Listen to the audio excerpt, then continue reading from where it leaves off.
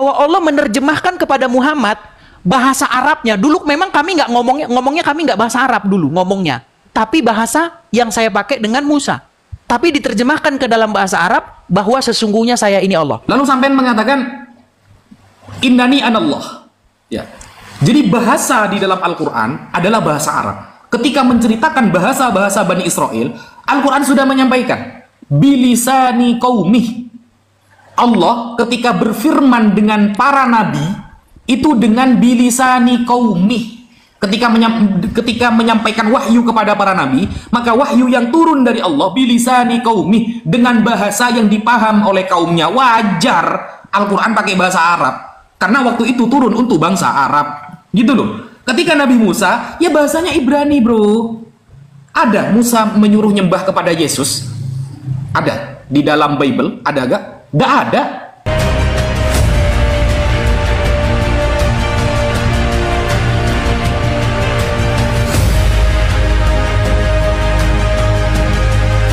Assalamualaikum warahmatullahi wabarakatuh. Teman-teman, kesempatan kali ini kita akan tampilkan, kita akan saksikan perdebatan yang sangat menarik dan sangat edukatif, teman-teman ya. Perdebatan antara Ustadz Wafi versus Mr. Tando, yaitu Edis Sidaputar. Kenapa dikatakan Mr. Tando? Karena Edis ini dikenal adalah orang yang suka bertanya-tanya doang. Ketika ditanya pasti dia akan melintir. Nah teman-teman, kita akan saksikan bagaimanakah Ustadz Wafi akan membuktikan bahwa Edis Sidaputar yang dibanggakan oleh para umat Kristen ini ternyata hanyalah umat salah terjemahan. Mari kita simak video yang sangat mengedukasi ini.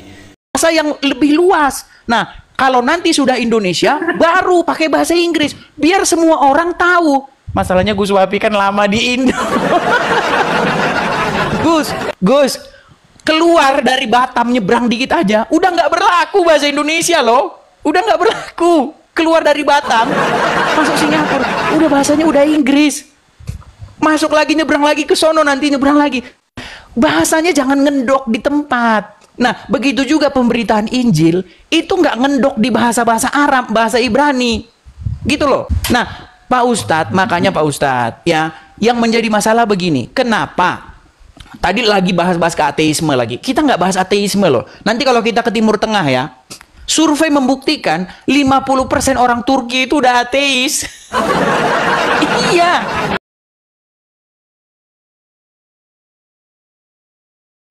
Lu. Coba baca itu. Ya kan? Kemudian negara Timur Tengah itu berbondong-bondong sebenarnya sudah ateis. Karena apa? Karena mereka melihat perang yang berkepanjangan. Ya, bahwa memang agama itu bagi mereka bawa masalah. Tahu nggak Pak Ustadz? Saya di US ini ya, saya di Amerika ini ya.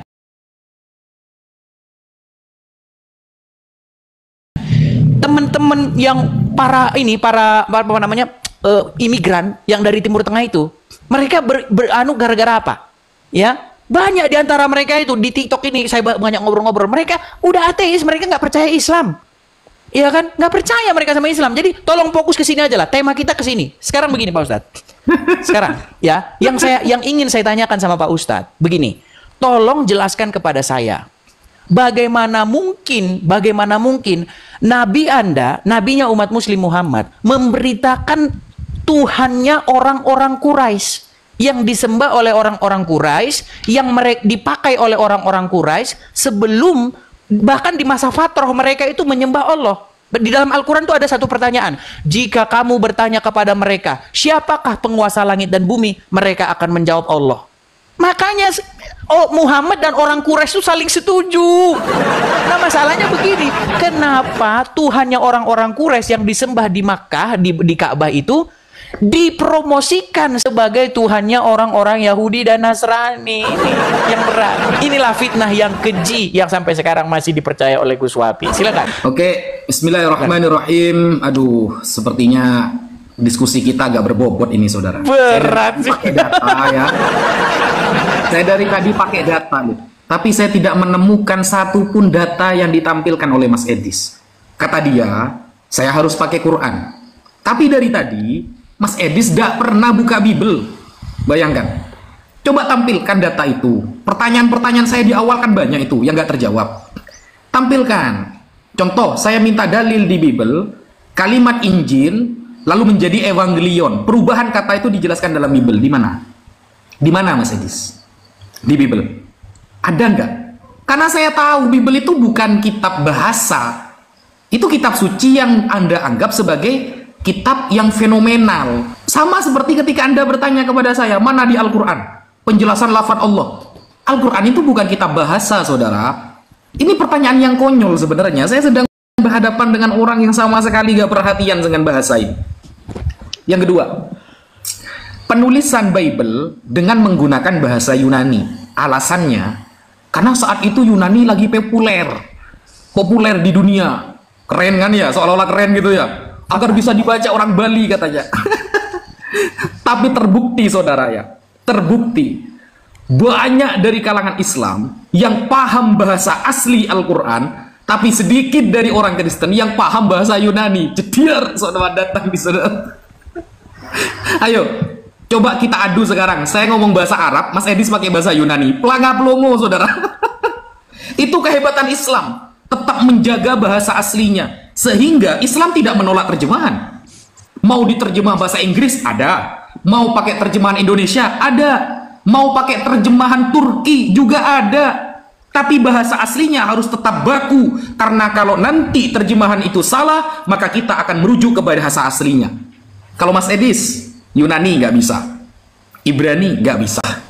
Suryani apalagi. Wa maqali inna rahmatan, kan gitu. Tambah gak bisa. Sehingga ketika dari kecil orang Kristen sudah diajari terjemahan, kalau ada terjemahan yang salah, mereka gak tahu bahasa aslinya. Karena bahasa aslinya pun sudah terjemahan. Bayangkan, bahasa asli perjanjian baru sudah terjemahan. Apa? Yunani. Karena bahasa asli Yesus adalah Aramaik. Bahasa asli Yesus adalah Aramaik. Jadi bahasa perjanjian baru itu sudah terjemahan dari dulu. Diterjemah lagi ke Indonesia, diterjemah lagi ke Yunani, diterjemah lagi ke Jawa. Dari terjemahan, diterjemah. Beda sama Quran. Al-Quran, banyak orang Islam bisa membaca Al-Quran. Banyak orang Islam paham bahasa Arab, apalagi yang ada di pesantren, saudara. Tetapi ketika ada terjemahan yang salah, maka kita bisa mengoreksi mana yang salah dan mana yang benar. Itu kehebatan umat Islam, Mas Edis. Quran bukan tidak menerima terjemahan, tapi Quran tetap membakukan bahasa asli dari Sayyidina Muhammad Sallallahu Alaihi Wasallam. Agar suatu saat kita belajar bahasa Arab, ada ketikan yang salah dari terjemahan, kita tahu. Kalau Bible dari awal sudah terjemahan Yunani. Sedangkan bahasa asli dari Yesus adalah Aram, diterjemah lagi Indonesia.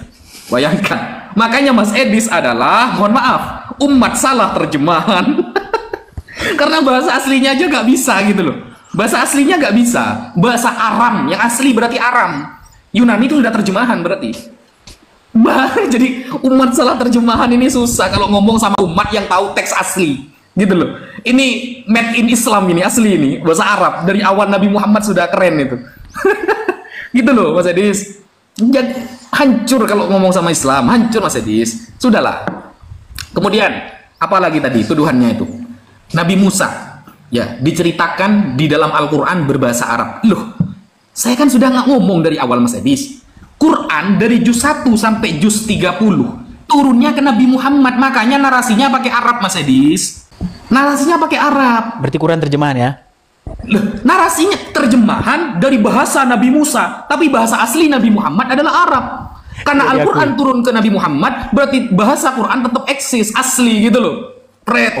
Sudah diakui sama dia bahwa Quran itu kita terjemahan ya teman-teman ya. Loh ya enggak lah. Kan? Framing. Kan? Framing ini. Tadi mengakui loh Quran. Ayo, framing kau. Teman-teman ditangkap ya, itu ya. Ya, ayo lanjut. Itu videonya itu ditangkap itu teman-teman. Dia sudah mengakui bahwa Quran kitab terjemahan. Ya, sayang sekali ya. Ini sekelas Gus loh. Tapi nggak ngerti temanya. Gus Wafi, kita ini bukan bahas mengenai umat yang paling hafal bahasa gitu loh. Kami ini nggak mendewakan bahasa. Memang saya akui bahwa untuk pendekatan yang paling dekat agar kita betul-betul mengerti makna yang sebenarnya, memang kita harus cari bahasa aslinya. Saya setuju dengan itu. Seperti apa bahasa asli Tuhan kita, yaitu Yesus, ketika Yesus mengajar murid-murid? Bahasa aslinya itu bahasa Aram. Dari mana kita bisa tahu? Contohnya, ketika Yesus berkata, talitakum, katanya, Evata, terbukalah. Itu kan dalam bahasa, di dalam masih bisa kita baca itu dalam Injil kita. Lalu Yesus berkata, Evata, terbukalah, yang artinya terbukalah. Nah, kata-kata itu mengindikasikan bahasa apa yang sesungguhnya aslinya digunakan oleh Tuhan kita, yaitu bahasa Aram. Saya setuju, memang supaya kita betul-betul ngerti maksudnya, kita harus merujuk ke bahasanya. Tapi tema kita bukan itu, Gus. Aduh, gimana sih? Tema kita bukan yang pakai itu. bahasa Aram. Ada nggak? Gini, Gus, tema kita itu adalah tidak ada nabi yang memberitakan sesembahan bernama Allah selain daripada Muhammad. Nah, tadi kan Gus Wapi sudah mengatakan bahwa Allah menceritakan kepada Muhammad karena Muhammad orang Arab, tapi ini pun nanti saya bantah ya, saya bantah. Tapi saya ikuti dulu narasi Gus Wapi. Muhammad orang Arab, Allah ngasih tahu nih sama Muhammad bahwa dulu Musa, saya dulu pernah ngomong sama Musa, Innani anallah, sesungguhnya saya ini adalah Allah. Sekarang begini Pak Ustadz. Pak Ustadz di sini ada dalam satu dilema besar. Dilemanya begini. Ustadz Wapi mengakui bahwa itu hanyalah terjemahan ke dalam bahasa Arab, ya kan?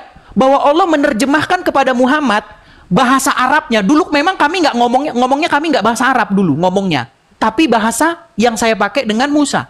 Tapi diterjemahkan ke dalam bahasa Arab bahwa sesungguhnya saya ini Allah. Nah, begini Ustadz, tolong terjemahin sama saya bagaimana sesungguhnya bahasa asli itu diucapkan sebelum diterjemahkan ke dalam bahasa Arab.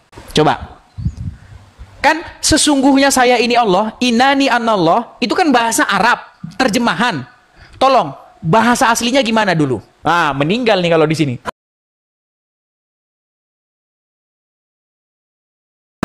Dari sini nanti ketahuan bahwa sesungguhnya tidak pernah ada sesembahan bernama Allah sebelum abad ke-7. Nah, masalahnya begini, kenapa sekarang teman-teman muslim dengan PD-nya mengatakan para nabi menyembah Allah? Loh, emang ada gitu nabi-nabi yang orang Arab? Kan cuman Muhammad doang. Jadi begini loh Pak Ustadz. Dulu ini coba disinggung Pak Ustadz. Orang-orang Quraisy, ya, pagan Mekah, pagan Quraisy Mekah, mereka itu kan menyembah Allah. Makanya beberapa kali itu mereka ditanya, jika kamu bertanya, siapakah penguasa langit dan bumi? Mereka akan menjawab Allah. Kan jelas tuh. Nah, sekarang begini Pak Ustadz, coba, tolong sebutkan kepada saya, di kamus bahasa Ibrani mana, karena Al-Quran kan merujuk kepada Bani Israel. Ya Bani Israel, ya kan? Ya Bani Israel. Bahkan di dalam Al-Quran tidak ada satu kaum yang lebih diutamakan daripada Bani Israel. Bahwa Bani Israel itu dikatakan di atas segala bangsa, disebutkan, ya kan? Nah, sekarang yang jadi pertanyaan, tolong sebutkan Bani Israel yang berbahasa Ibrani itu. Jangan nanti Bani Israel dibilang bahasa Arab lagi. Bani Israel yang berbahasa Ibrani itu, tolong tunjukin di dalam kamus bahasa mereka muncul kata Allah barang satu kali pun. Kagak ada. Jadi nanti balik lagi ke Elohim. Elohim bukan Allah Pak Ustadz. Elohim itu sepadan dengan ilah, bukan Allah. Aduh. Ya, tolong, silakan. Itu poin pentingnya. Ayo, kembali ke tema. Ayo, silakan. Lelah. Nampaknya Gus Wafi salah lawan kan. Silakan. Bismillahirrahmanirrahim. Jadi teman-teman bisa menilai ya dari awal perdiskusian sampai detik ini, siapa yang nunjukin data dan siapa yang hanya modal bertanya. Kan seperti itu ya. Saya dari awal minta Bible Perjanjian Baru dengan bahasa Aram yang asli. Katanya ada. Ada kan? Ada kan? Lalu kita bandingkan dengan nanti. Sama nggak? Itu akan menjadi poin. Kenapa saya bahas itu? Karena Anda di awal menyinggung tentang bahasa dalam Al-Quran. Andai kan Anda tidak menyinggung, saya tidak akan menyinggung bahasa dalam kitab suci. Anda menyinggung bahasa dalam Al-Quran seolah-olah Allah menyampaikan cerita Nabi Musa ketika Nabi Musa berbicara dengan Allah dengan bahasa Arab. Makanya saya minta sekarang, mana dalam bahasa Aramaik di dalam Bible Perjanjian Baru dari Yohanes sampai Wahyu? Coba. Lalu Anda mengatakan itu diterjemahkan bukan dari orang-orang lokal. Siapa yang terjemahkan? Marah. Saya pengen tahu. Yang nulis tentang Isa, Yesus itu siapa? Kalau bukan orang lokal. Murid-muridnya sendiri dianggap murid ya. Anggaplah murid. Meskipun saya punya data, Yohanes bukan Yohanes yang menulis. Wahyu bukan Yohanes yang menulis. Saya punya data itu. Nantilah. Itu panjang nanti kalau di sana. Nah, lalu sampean mengatakan innani anallah. Ya. Jadi bahasa di dalam Al-Quran adalah bahasa Arab. Ketika menceritakan bahasa-bahasa Bani Israel, Al-Quran sudah menyampaikan bilisani qaumih. Allah ketika berfirman dengan para nabi itu dengan bilisani qaumih. Ketika menyampaikan wahyu kepada para nabi, maka wahyu yang turun dari Allah bilisani qaumih dengan bahasa yang dipaham oleh kaumnya. Wajar Al-Quran pakai bahasa Arab karena waktu itu turun untuk bangsa Arab. Gitu loh. Ketika Nabi Musa, ya bahasanya Ibrani, bro. Ada Musa menyuruh nyembah kepada Yesus? Ada di dalam Bible? Ada gak? Gak ada. Gak ada sama sekali. Menyuruh menyembah kepada Theos, Nabi Musa. Ada gak? Gak ada loh. Saya ini lihat ya, saya perhatikan di dalam Bible ini. Semuanya Bible sendiri menerjemahkan pakai lafaz Allah, saudara. Bayangkan. Bible sendiri menerjemahkan pakai lafaz Allah di dalam bahasa Arab. Andaikan Bible ini semuanya berbahasa Arab, maka terjemahan Tuhan yang disembah oleh Musa adalah Allah, bukan Yesus. Bukan Yesus. Kenapa kok dari terjemah Yesus saja? Kan begitu ya, Dis? Nah, itu jawab, Dis. Jangan sampean dari awal, pertanyaan Anda selalu saya jawab pakai data, Mas Edis. Ya, selalu pakai data. Tapi ketika saya bertanya kepada Mas Edis, tidak satu pun dari Bible berbahasa Aramaik yang Anda tunjukkan. Ayo coba kita buka Aramaik, Mas Edis. Buka, ya. Dengarkan saya ya. Buka Bible bahasa Aramaik, Perjanjian Baru. Lalu siapa Tuhan dalam Aramaik itu? Dibaca nanti. Siapa Tuhan dalam bahasa Aramaik? Gitu loh. Jadi antara saya ketika menyampaikan data sama seperti Anda nanti. Anda pakai data, saya pakai data gitu. Jangan kemudian Anda bertanya, tidak pakai data. Mana buktinya? Ibraninya mana? Loh, dari tadi saya minta gak dijawab loh. Ada nggak ada bahasa Aramaik itu? Kalau nggak ada, bilang nggak ada, Mas Edis. Kalau ada, bilang ada gitu loh. Karena begini, kalau Islam, Mas Edis, ya Islam, saya katakan sekali lagi, tidak ada kitab suci tentang bertanya kepada ahlinya kecuali hanya Islam. Islam itu fas'alu ahla dzikri in kuntum la ta'lamun. Kalau kamu tidak tahu tentang Al-Qur'an, maka bertanyalah kepada ahlinya. Karena Al-Qur'an berbahasa Arab, tanya kepada orang yang ahli bahasa Arab, yang benar-benar mendalami ilmu Al-Qur'an. Tidak seperti Bible. Bible gak ada perintah seperti itu. Bertanyalah kepada bapak-bapak gereja kalau kalian tidak tahu. Maka wajar penafsiran berbagai di mana-mana. Ya, wajar. Masalah Tuhan tidak selesai-selesai sampai sekarang. Kenapa? Penafsirannya tidak dirujukan kepada orang yang ahli. Al-Quran, kita harus bertanya kepada ahlinya. Lalu Mas Edis mengatakan begini. Loh, buktinya Al-Quran mencontek disuruh Nabi Muhammad melihat kepada ahlul kitab. Nah ini fatal lagi. Dia pakai surah Yunus, teman-teman. Pakai surah Yunus ini ya. Mas Edis itu hanya modal terjemahan. Saya katakan, Mas Edis kekuatannya terjemahan. Waduh, tinggal 5 detik ini. Ya, saya jawab setelah ini ya. Ini ada datanya. Maksud dari ayat surah Yunus, bertanyalah kepada ahlul kitab sebelum kamu, itu ditafsiri oleh Imam Ibnu Katsir, la asyukku wala as'al. Nabi Muhammad tidak pernah bertanya dan tidak pernah ragu kepada Waktu habis. Nanti saya tampilkan datanya. Waktu habis. Ini kayaknya dia bundir ini kayaknya dia ini. Oh, bundir. Mana datanya? Saya buktikan ya. Ya, Aramaik. Baik. Saya mulai dulu dari yang paling belakang, biar yang paling fresh dulu Bible ya. Aramaiknya, tuh tampakkan dulu siapa Tuhan di sana. Ini waktu saya loh Pak Ustadz. Sampai minta data saya. Aduh, kayaknya udah mulai kena nih mental. Pak Ustadz, sabar, ini waktu saya nih. Mas Edis nggak keluarin data sama sekali. Loh, ini waktu saya loh Pak Ustadz. Iya, mana ya, coba Iya, buatkan. makanya biar saya jawab nih satu Ya, persatu kan oke, banyak oke. pertanyaannya. Makasih. Baik. Jadi tadi dia begini, hanya Quran yang mengatakan tanya kepada ahlinya, kata Al-Quran. Di dalam Bible nggak ada seperti itu. Dengan bangganya dia mengatakan demikian. Di dalam Bible puncak tertinggi pengetahuan itu adalah Tuhan sendiri. Makanya ada satu ayat yang mengatakan, siapakah yang ingin menjadi penasehatnya? Masa Tuhan mau ada penasehatnya? Lihat nih ya, gini, lihat ya.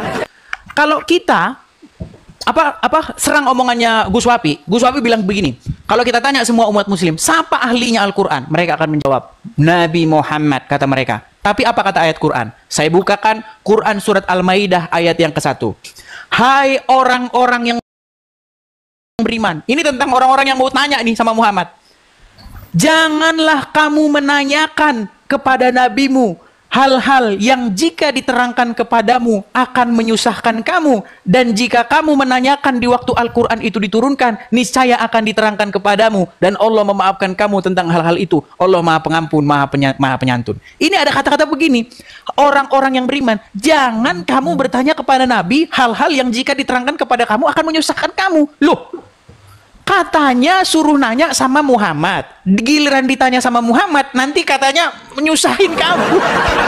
Ini gimana nih Pak Ustadz? Masa suruh nanya sama Muhammad, tapi kalau nanti nanya sama Muhammad, nanti dijelasin malah makin susah. Yang ada Pak Ustadz, kalau dijelasin itu makin gampang. Ini dijelasin malah makin susah. Bilang aja Pak Ustadz, sesungguhnya Muhammad tiada mampu dan tiada sanggup. Gitu. Mana Bible Arameknya? Sebentar, ini waktu saya loh. Nampaknya ini berat ini Pak Ustadz. Begini ya, Ngomong aja gak ada dapat. aduh, ini waktu saya. Aduh, nampaknya udah mulai frontal ini. Waduh, nampak udah raut-raut wajah. Waduh, berat ini, berat. Ngomong aja, siapa yang gak bisa ngomong? Gus Wapi, ini waktu saya Gus. Waktu saya loh. Terima kasih teman-teman. Begini ya Gus Wapi ya. Bible Arameknya tampakkan. Loh, bagaimana mungkin Allah yang dia itu tempat bertanya malah suruh nanya ke orang lain? Ini gimana Al-Quran?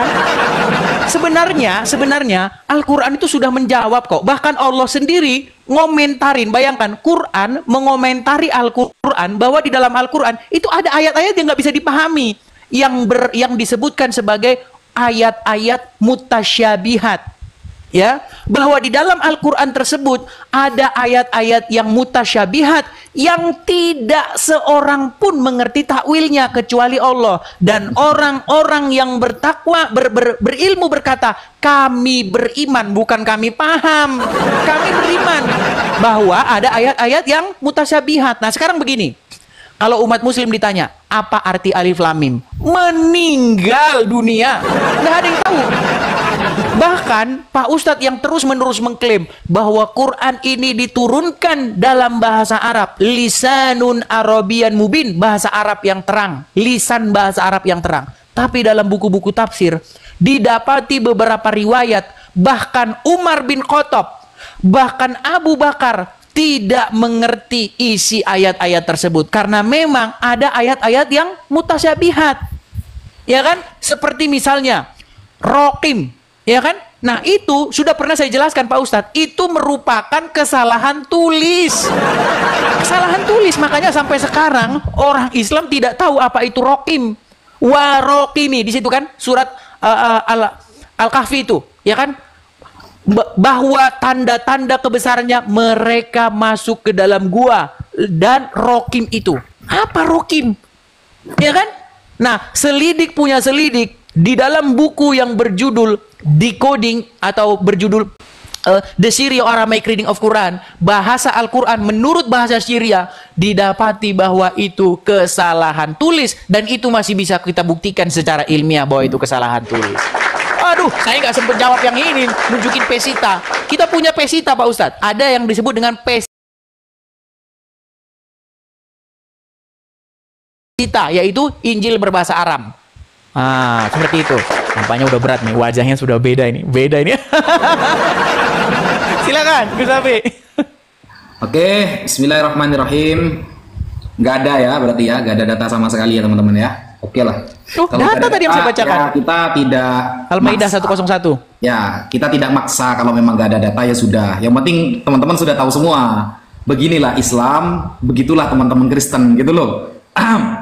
Saya tunjukkan data. Saya pakai data terus. Ini ya, Mas Edis tadi yang belum sempat saya tunjukkan datanya adalah tentang surah Yunus ya. Tentang surah Yunus. Ini ya, surah Yunus Saudara. Ayat 94. Fa in kuntah, apabila kamu Muhammad fi syakkin, ada dalam keraguan, mimma anzalna, tentang kitab suci yang kami turunkan ilaika kepadamu, fa asfas alil ladzina, maka bertanyalah kepada orang-orang yaqra'unal kitaba, yang membaca kitab-kitab min qablika, sebelum kamu. Nah, Ini ada tentang Nabi Muhammad menceritakan tentang ini. Qala Qatadah bin Da'amah, riwayat dari Qatadah bin Da'amah menyampaikan, balaghana, telah sampai kepada kami, anna Rasulullah sallallahu alaihi wasallam qol. Ini langsung Nabi loh, ya. Langsung Nabi yang menjawab. Ketika turun ayat ini, Nabi langsung jawab bagaimana? La asyukku wa la as'al. Aku tidak pernah ragu dan aku tidak pernah bertanya kepada ahlul kitab. Jediar, selamat datang di kebenaran. Bertanya tentang apa, Edis? Apakah bertanya tentang kitab Bible? Apakah bertanya tentang perjanjian baru, perjanjian lama? Tidak, saudara, tidak. Wa kadza qala Ibnu Abbas, begitu juga mengatakan sahabat Abdullah bin Abbas, wa Sa'id bin Jubair dan Sa'id bin Jubair, wal Hasan al-Basri dan Hasan al-Basri, wa hadza, ayat ini fihi tathbitun lil ummah, untuk menetapkan kepada umat Islam, wa i'lamun lahum, dan pengumuman kepada umat Islam, anna sifata nabiyihim sallallahu alaihi wasallam mawjudah fil kutubil mutaqaddimah, bahwa sifat-sifat Nabi Muhammad telah tertulis di dalam kitab-kitab terdahulu, bi aidi ahli kitab, di tangan-tangan ahli kitab. Jediar, selamat datang saudara di kebenaran. Berarti Nabi Muhammad bukan disuruh nanya Bible, dis. Allah sudah mengatakan kepada Nabi Muhammad, di dalam kitab-kitab terdahulu itu ada sifat-sifat dia, ada sifat-sifat tentang Nabi, bahwa Nabi telah dinubuatkan akan hadir di Arab menjadi Nabi yang rahmatan lil alamin. Itu yang disuruh nanya oleh Allah, bukan tentang Bible, bukan. Lalu tadi Mas Edis mengait-ngaitkan dengan ayat mutasyabihat. Ada ayat ya di dalam Al-Quran itu, saudara. Ini ya, kita buka ayatnya ya, surah Ali Imran ya, Ali Imran itu ya, saudara. Ali Imran, sekitar Ali Imran ayat 7. ayat 7 ya. Ini ya, ini kata Edis ini ya, ayat 7 ini. Huwallazi anzala 'alaikal kitaba minhu ayatum muhkamat.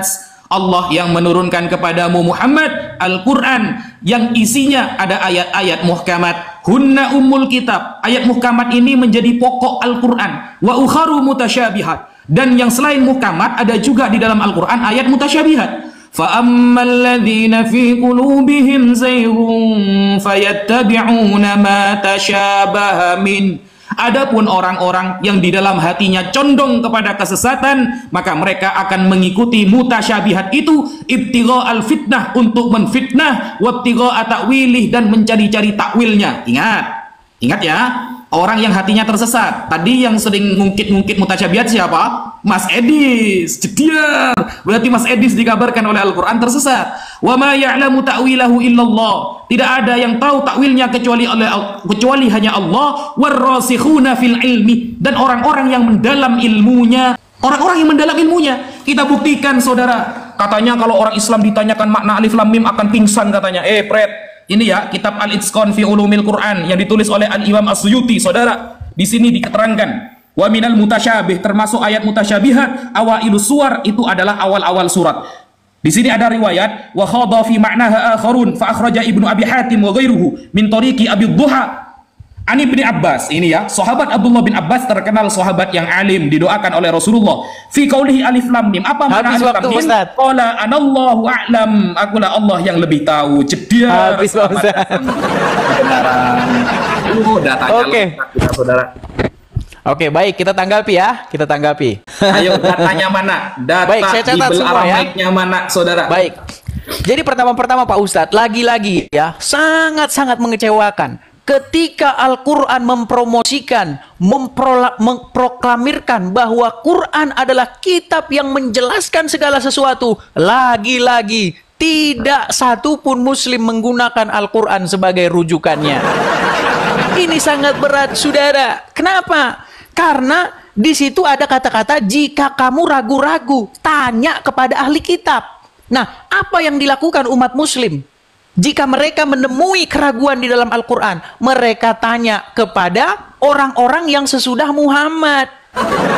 Kepada kitab Al-Imam As-Suyuti, kepada kitab Ibnu Katsir, kepada kitab ini, kepada kitab itu, karang-karangan yang muncul sesudah Al-Quran. Padahal Al-Quran berkata, jika kamu ragu-ragu tentang apa yang diturunkan kepada kamu, tanya orang-orang yang membaca kitab sebelum kamu. Sebelum. Berapa kali? Makanya saya katakan, sungguh Ustadz Wapi termasuk orang-orang yang suka membolak-balikkan Al-Quran Nur Karim.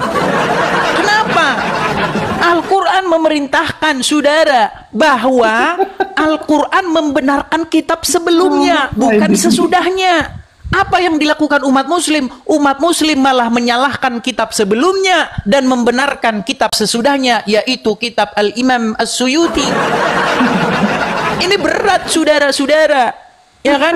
Bahkan kalau kita membaca Al-Quran dengan sungguh-sungguh, dikatakan bahwa jika mereka bertanya kepadamu tentang yaumil akhir, tentang hari kiamat, maka katakanlah pengetahuan tentang hari kiamat itu hanyalah di sisi Allah, dan hari kiamat itu boleh jadi sudah dekat.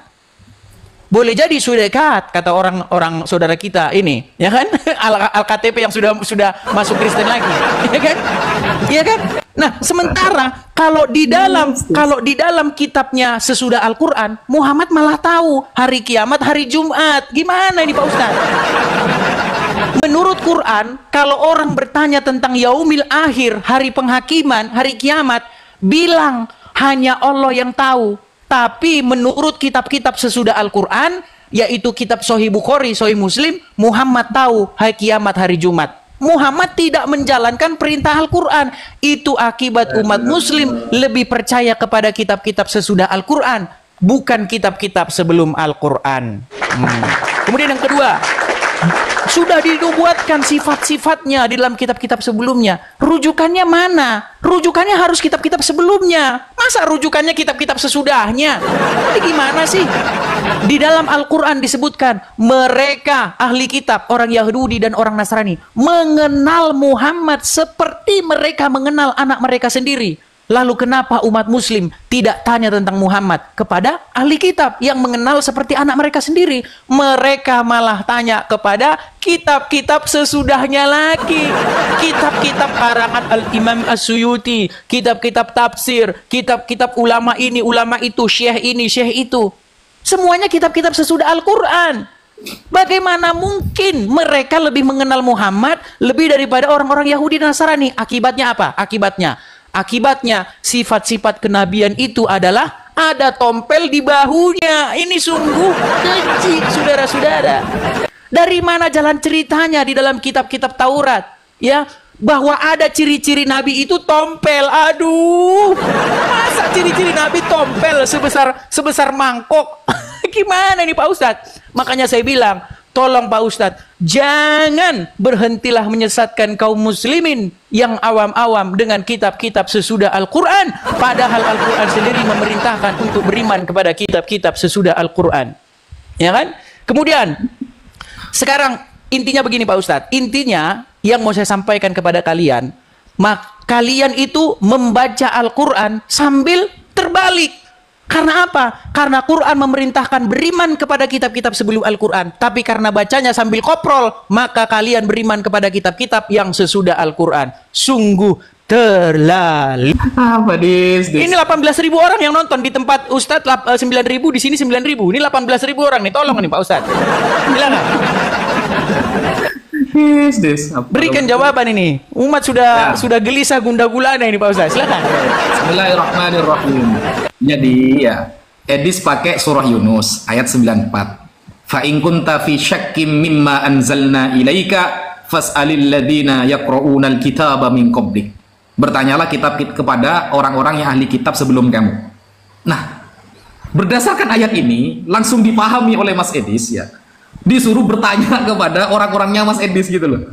Dikira dulu di zaman Nabi Muhammad Kristennya itu model kayak Mas Edis kan gitu yang pertama. Yang kedua, bukankah ketika umat Islam bertanya Bible itu harus satu perikop, Mas Edis? Itu kalau kita nanyanya satu perikop, Mas Edis, di dalam Al-Quran itu dikatakan innama yakhshallahu min ibadihi al-ulama, jedar. Yang takut beneran kepada Allah, yang tidak akan mengatur-ngatur berubah-ubah isi kitab Allah adalah para ulama, Edis. Makanya di dalam surah Al-Anbiya nanyanya itu ke siapa? Fas'alu ahlad dzikri. Adapun bertanya kepada ahli kitab sudah dijawab oleh Nabi Muhammad. Nabi Muhammad sendiri yang ngomong. La asyukku wa la as'al, kata Nabi Muhammad. Aku tidak ragu dan aku tidak bertanya. Tentang apa pertanyaan itu? Kalau baca Quran itu ada asbabun nuzul, Mas Edis. Sebab ayat ini turun masalah apa? Gitu loh. Kalau sama-sama tidak pakai asbabun nuzul, kitab Anda, ini ya, saya pakai kitab sampean. Sampean tadi bahas kiamat kan? Sampean tadi bahas kiamat, bahwa Nabi Muhammad tahu kiamat hari Jumat, padahal Allah gak tahu. Tidak ngasih tahu semua orang, kan begitu. Ini ya. Matius 24 nomor 36.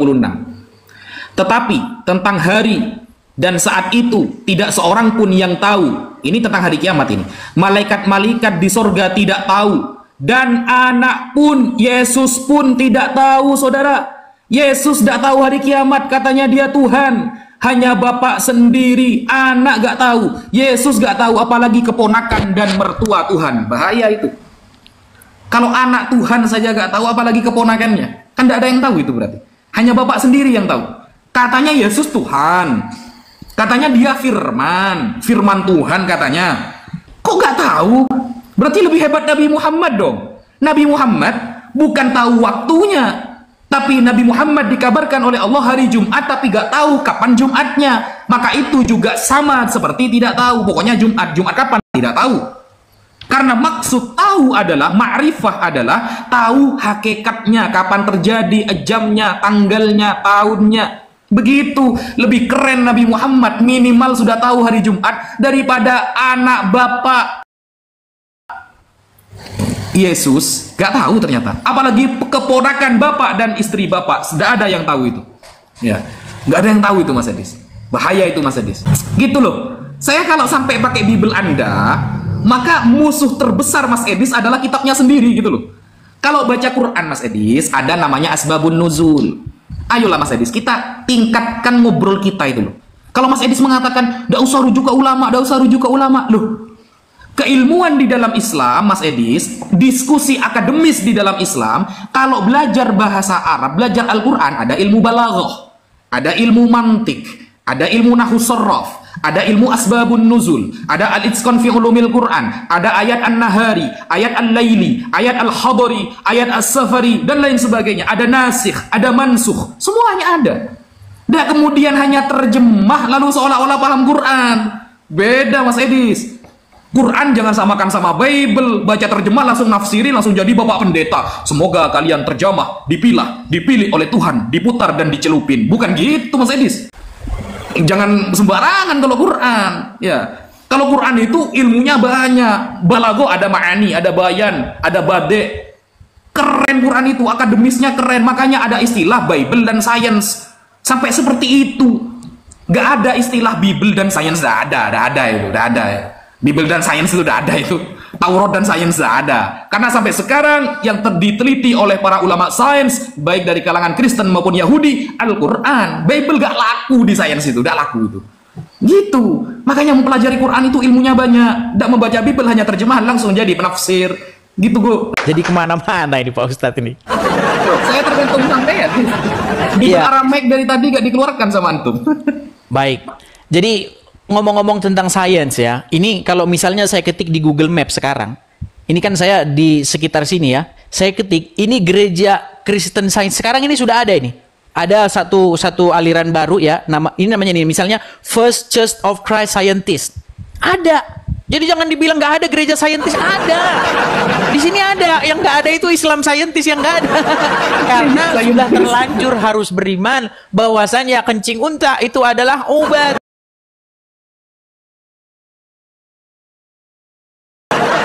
Bahwasanya kalau lalat hinggap di minuman maka harus dicelupin biar jadi obat. Padahal secara ilmu medis bahkan WHO sudah mengeluarkan sebuah fatwa bahwa kencing unta mengandung virus MERS. Itu penyebab MERS itu kencing unta, tapi gara-gara berhubung Islam sudah kepalang beriman, ya pokoknya kencing unta ubat. Walaupun sedikit diantaranya yang mau minum, yang masih waras-waras ya belum mau minum.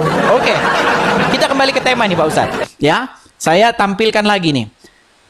Saya tadi bertanya ya, bahwa kalau orang Islam kalau mau menjelaskan segala sesuatu harusnya berdasarkan Al-Quran. Tapi Pak Ustadz Wapi bilang, oh enggak, tanya kepada ulama. Nah ini masalahnya. Masalahnya begini, bagaimana mungkin umat muslim sudah diberi kitab, zalikal kitabu la raiba fihi hudal lil muttaqin, bahwa di dalam kitab itu tidak ada keraguan padanya, petunjuk bagi orang-orang yang bertakwa. Bagaimana mungkin malah disuruh nanya sama ulama? Terus ulama nanya siapa? Kalau umat muslim dikasih kitabullah untuk supaya menjelaskan segala sesuatu, terus masa umat muslim malah disuruh nanya terus ulama nanya siapa? Gimana sih? Makanya saya bilang, makin dipelajari makin besar harapan besok pagi Anda bangun bukan dalam keadaan Islam lagi. Ini berat ini saudara.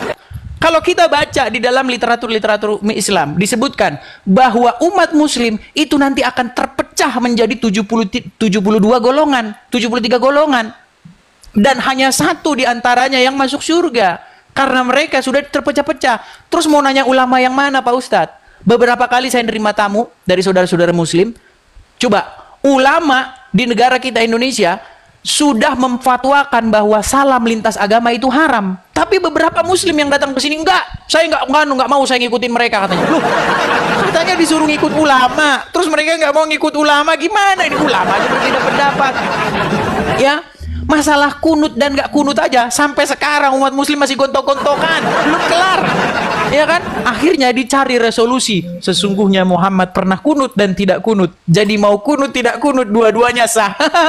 Saya teringat dengan sebuah hadis yang mengatakan umat muslim diizinkan berdusta di dalam 3 perkara. Salah satunya adalah mendamaikan pihak-pihak yang bertikai. Memang ada pihak yang bertikai nih. Muslim yang satu bilang kalau takbiratul ihramnya ada yang segini, ada yang segini di bawah telinga, ada yang segini, ada yang di depan begini, ada yang begini, beda-beda, ya kan? Terus ada yang kunut, ada yang nggak kunut, beda-beda. Bagaimana cari solusinya? Cari solusinya adalah dengan cara berdusta, karena boleh berdusta dalam 3 perkara, mendamaikan pihak-pihak yang bertikai, maka boleh berdusta Pak Ustadz. Makanya saya bilang, dusta ditutupi dengan dusta pula. Makanya nggak ada kebenaran. Di dalam Injil dikatakan bahwa iblis itu adalah bapak segala dusta. Betul Pak Ustadz. Makanya saya bilang Pak Ustadz, makanya saya bilang mustahil Muhammad yang bergelar Al-Amin bergelar jujur di detik yang sama Anda percaya Muhammad ngajarin boleh berdusta. Saudara-saudara. Ya, terus mengenai bagaimana keponakan Tuhan. Inilah saya bilang. Makanya umat muslim itu memahami anak-anak Allah itu sebagai anak biologis sesuai dengan Quran surat Al-An'am ayat yang ke-101. Ya, Dia Allah pencipta langit dan bumi. Bagaimana mungkin dia punya anak padahal dia tidak punya istri? Loh, bagaimana mungkin punya istri dulu baru punya anak?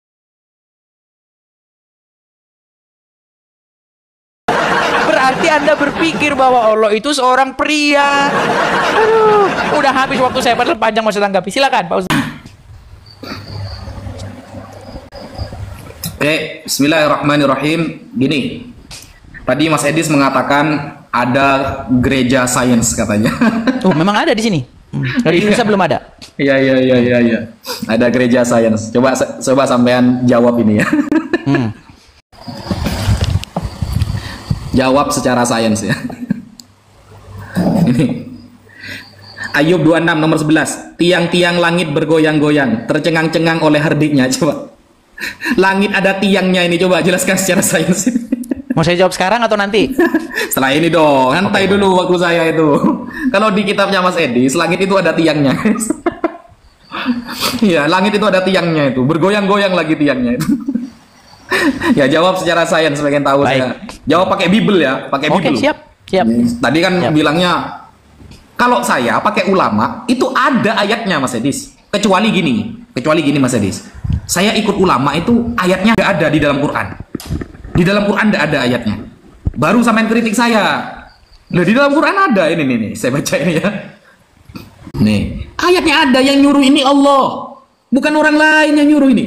Bismillahirrahmanirrahim. Wa minan nasi wad-dawabbi wal an'ami mukhtalifun alwanuhu kadzalik. Innama yakhshallahu min ibadihil ulama. Innallaha azizun ghafur. Ada ayatnya gitu loh. Orang yang benar-benar takut tidak akan menyelewengkan hukum itu adalah al-ulama warathatul anbiya. Nabi Muhammad mengatakan al-ulama warathatul anbiya. Para ulama pewaris para nabi.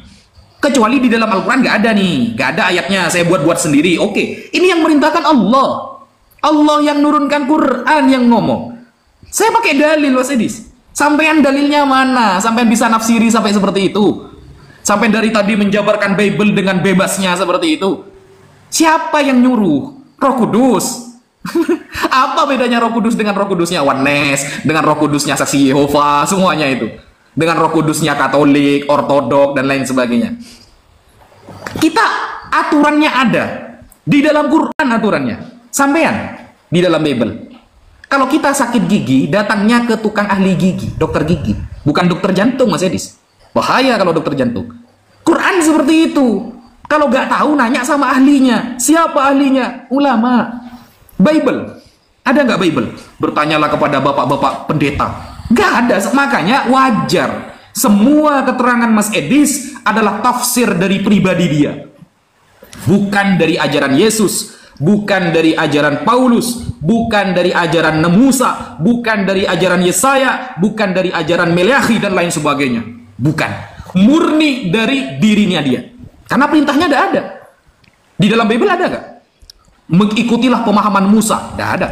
Ikutilah pemahaman Yesus ketika membaca Bible. Tidak ada. Yang nulis aja murid-muridnya, itu pun selesai setelah puluhan bahkan ratusan tahun setelah Yesus meninggal. Gak bisa. Pernahkah Yesus mengkonfirmasi bahwa tulisan itu semuanya benar? Pernahkah ketika Paulus nulis surat, ada Yesus datang, oh tulisan kamu benar semua? Tidak pernah. Makanya itu murni dari diri Mas Edis penafsirannya. Tidak ada perintahnya, harus ngikuti paham siapa. Kalau kita ada aturan bro, sakit gigi datang ke dokter gigi, ban bocor datang ke tukang tambal ban, ke ahlinya. Itu namanya Al-Quran, itu Islam saudara. Bukan nafsiri pribadi, gak bisa. Kalau memang benar-benar kitab suci, tidak bisa ditafsiri semua orang, gak bisa. Harus ahlinya. Kalau Al-Quran, hadis Nabi mengatakan bahwa Islam terpecah menjadi 73 katanya. Itu umat Islam bukan ulama. Jangan dikaitkan 73 umat Islam kemudian dikait-kaitkan sama ulama. Itu perpecahan umat Islam bukan perpecahan ulama. Makanya baca hadis jangan pakai terjemahan. Ada ilmu hadis namanya. Ada ilmunya semua Mas Edis. Coba jawab secara sains tadi itu. Katanya ada gereja sains katanya. Sekian, terima kasih. Baik, jadi bahasa-bahasa di dalam Bible itu tidak boleh dipahami secara letterlek, ya, tidak boleh dipahami bahwa itulah bunyi yang sesungguhnya. Apakah langit bertiang? Jawabannya jelas tidak. Tidak ada tiang langit. Tapi kenapa dikatakan tiang-tiang langit bergoyang? Itu bahasa metafor yang bisa kita dapati di dalam Al-Quran juga. Saya kasih contoh. Sebentar dulu Pak Ustadz. Ini waktu saya jangan ketawa. Ya, begini. Kalau secara sains, apa sih pembentuk langit itu? Ya, dikatakan menurut sains, langit itu terbentuk dari gas dan udara. Ya, langit sering terlihat berwarna biru di pagi dan siang hari karena udara membiaskan cahaya biru dari matahari lebih banyak daripada cahaya merah. Jadi dijelaskan bahwa langit itu sebenarnya gas udara yang begitu luas. Lalu, kalau kita baca Al-Quran, hampir saja langit itu pecah, retak, terbelah. Apakah langit macam tanah liat yang terbuat dari bikin tembikar? Kan enggak, gitu loh. Jadi bahasa-bahasa metafor jangan dipahami secara letterlek. Kalau saya bilang, menurut ayat Al-Quran dikatakan hampir saja langit terbelah. memangnya bisa kebelah langit. Orang langit aja gas kok. Sama seperti ungkapan di dalam Bible, tiang-tiang langit bergoncang. Bukan berarti langit itu punya tiang, Pak Ustadz. Itu jawaban saya ya. Kemudian, saya tanggapi lagi yang masalah sains. Karena ini bicara sains ya. Walaupun tema kita udah lari nih. Di dalam Al-Quran, di dalam ajaran Islam, di Quran nggak ada. Di dalam hadis, kitab yang Anda imani ya, disebutkan bahwa jikalau lalat masuk ke gelasnya umat Islam, maka tenggelamin ke dalam, minum. Satu. Kemudian yang kedua, kalau ada orang sakit, menurut Muhammad ketika ada suku Uranah itu ya, suku Okel dan Uranah, mereka datang kepada Muhammad dan disuruh Muhammad mendatangi kencing unta dan meminum air kencingnya.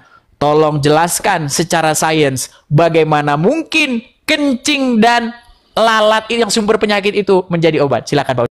Bismillahirrahmanirrahim. Saudara, ini menunjukkan kebenaran Al-Quran, saudara ya. Ternyata Mas Edis menjawab tentang tiang-tiang langit dengan bahasa aligoris katanya. Kalau pakai bahasa aligoris ya, kalau pakai bahasa aligoris itu yang punya cuma Al-Quran, saudara. Mohon maaf Mas Edis, bahasa aligoris itu yang punya cuma Al-Quran. Karena di dalam Al-Quran ada ilmunya, namanya ilmu balaghah. Ilmu balaghah itu tentang ilmu majas. Majas dibagi menjadi dua, ada majas mufrad, ada majas murakkab, ada bab ma'ani, bayan, bades, banyak itu. Bahasa kalau Bible pakai ilmu apa? Aligoris itu. Nggak ada. Aduh, gitulah Mas Edis. Jadi mohon maaf Mas Edis ya, kalau Mas Edis memahami bahasa aligoris hanya milik Al-Quran, karena majas di dalam ilmu balaghah itu hanya ada dalam Al-Quran Mas Edis, hanya dalam Al-Quran, tidak ada. Saya tanya sekarang sama Anda, apa ilmu dalam memahami Bible tentang bahasa aligoris? Apa ilmunya? Saya tunggu sampai ulang tahun Mas Edis. Nah ini ya, tentang sayap sayapnya lalat. Ini sebenarnya sudah penemuan dari dulu Mas Edis. Sayap lalat ini ternyata antara kanan dan kiri itu adalah obat, dan yang kiri adalah penawarnya. Ini ya, bukan kata saya, ini penelitian, dan ini sudah ada di Google, ada Mas Edis. Sampai buka Google itu sudah ada semua. Ini kan hadisnya, ini kan, ini ya. Ini hadisnya bahwa Sallallahu Alaihi Wasallam mengatakan, "Idza waqa'a adzubab fi syarabi ahadikum falyalmishu." Kalau ada lalat datang ke minuman kalian, maka tenggelamkan. Tsumma liyanzi'ahu, kemudian angkat. Ya, ini ternyata penelitian ini sudah ada ini. Nih, penelitian mengenai sayap lalat telah dilakukan beberapa kali. Yang pertama, seperti dikutip dalam jurnal ilmiah yang ditulis oleh Rehab Muhammad Al-Atta 2014. Ia menemukan bahwa sayap kanan dari domestika atau lalat memiliki efek antibiotik. Jedar, saudara. Ayo, sampean jawab.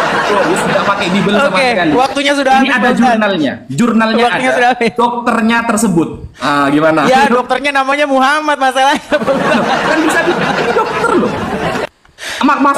Dokter, berarti beda obat dari dokter Kristen sama obat dari dokter Islam beda kalau sakit perut begitu.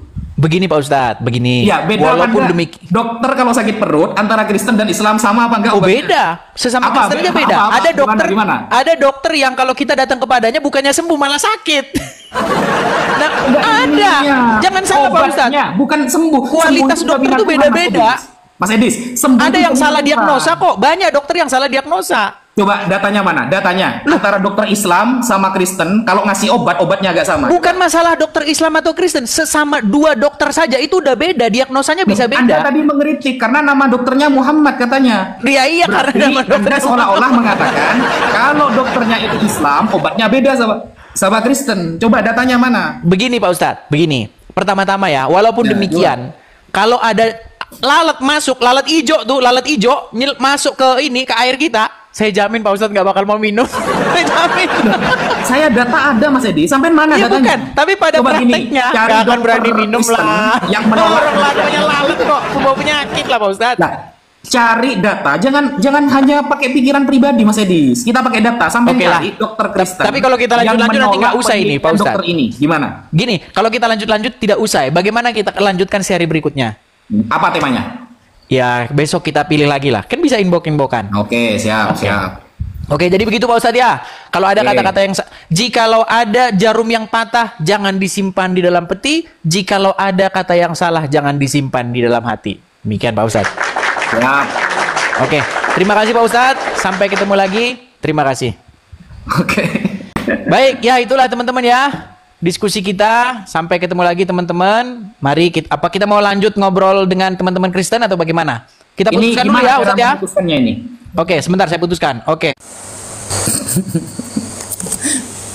Jurnal dijawab sama celotehan, saudara. Gimana ini? Langsung pamit kena jurnal dia. Langsung pamit, saudara. Ya, data kita itu banyak. Setiap ngomong, kullu ma kharaja min lisani edis. Ya, setiap lafaz atau kalimat yang keluar dari lisan edis, kita pakai data jawabnya. Itu Islam, pakai data kita jawabnya itu. Bukan tafsiran pribadi, bukan. Kalau mau membahas makna aligoris, yang punya itu cuma Islam, yaitu kitab Balaghah namanya. Balaghah, ada majas mursal. Banyak gitu loh, banyak. Kita banyak. Saya belum mengeluarkan yang Balaghah tadi karena edis, rujukannya gak ada sama sekali, saudara. Mana ini rujukannya edis ini? Ya, mungkin itu dulu yang bisa saya sampaikan. Saya rokoknya sudah habis. Ini sampai habis 1 bungkus rokok ini lawan edis ini. Jadi saya mau beli rokok dulu. Kita pamit dulu, ketemu insya Allah besok lagi insya Allah. Terima kasih kepada semua teman-teman yang sudah berpartisipasi, yang sudah semangat, yang sudah memberikan support. Semoga Allah mengganti dengan jauh lebih baik, lebih berkah, lebih manfaat fid dunya wal akhirah. Insya Allah kita bertemu lagi besok. Wal afu minkum. Wassalamualaikum warahmatullahi wabarakatuh.